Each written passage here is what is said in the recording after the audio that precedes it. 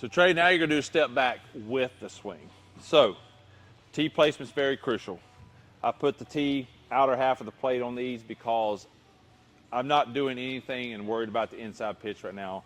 We're working to the big part of the field, right center, to keep your hands inside the ball and make sure we get good extension right now. So that being said, tee placement's crucial on every drill we do.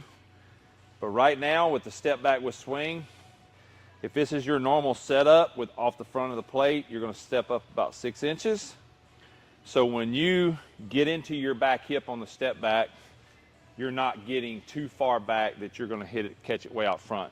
So if I step up and I get into my back hip and stride, the ball is right off my front hip, which is where I want the pitch that's on the outer half. So during this drill, the whole purpose of this drill is to feel ourselves get into our back hip and pinch it. Like it's almost like you're pinching a credit card. So I'm here, and when I stride, I'm pinching that credit card, and I'm holding that position throughout the entire process. So basically, to break it down, I step up, I step back, I hold that, and when I stride, I'm still in that same position. I stride closed, I stride on the ball of my foot.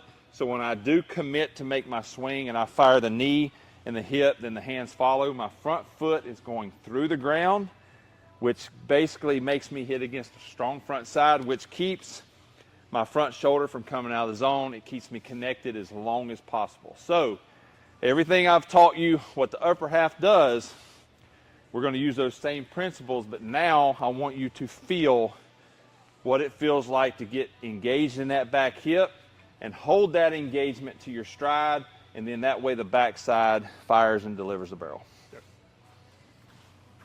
So whenever our front foot hits, is it one continuous motion, or am I pausing right here and then going? So basically, I kind of let that be specific to the hitter. Okay.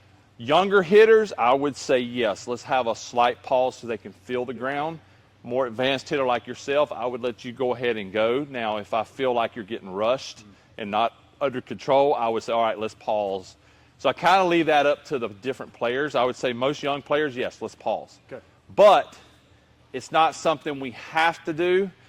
I think that's something you kind of gauge with the player that's doing this drill. Okay. Good. Good. The biggest thing, you just want to make sure you hold that engagement in the back hip. Right there. Hold it. I fell over on that one. It's all right. Hold it, go. There. And you can see how much louder that ball was than the one before, because the one before you got here and you rushed it. It's almost like you stepped and swung at the same time. Yep. You're getting to the hitting position tracking the ball. So our stride gets us to the hitting position. We're not timing it, stepping and swing. So the first one was almost like a step swing. Yep. That one you got to the hitting position, so you were able to fire the backside, which made you hit the ball harder.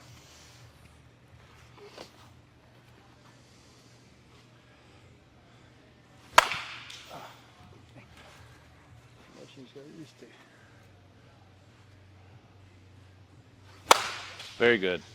So you notice every time I exaggerate that pause, yep, I'm much better, because like you're saying, I feel like I'm rushing whenever I don't. Yes, and that's a good point, because we over-exaggerate things in here, so when the game speeds up, we're where we need to be. If you continue to just step and swing, now in the game it's going to be even more, you're going to over-exaggerate that more in the game. You're going to really pull out of the swing because everything's speeding up. Yep. So that's where whenever I'm doing the full swings and I'm coming out, yes, that's where I really want to over-exaggerate that pause right there and then fire. And all that does is make sure you feel the ground, because hitting's from the ground up. We're feeling the ground to be able to make our move with our back knee and hip. So and then I do that a few times, and once I get consistent with that, then move to the full swings and marry them together.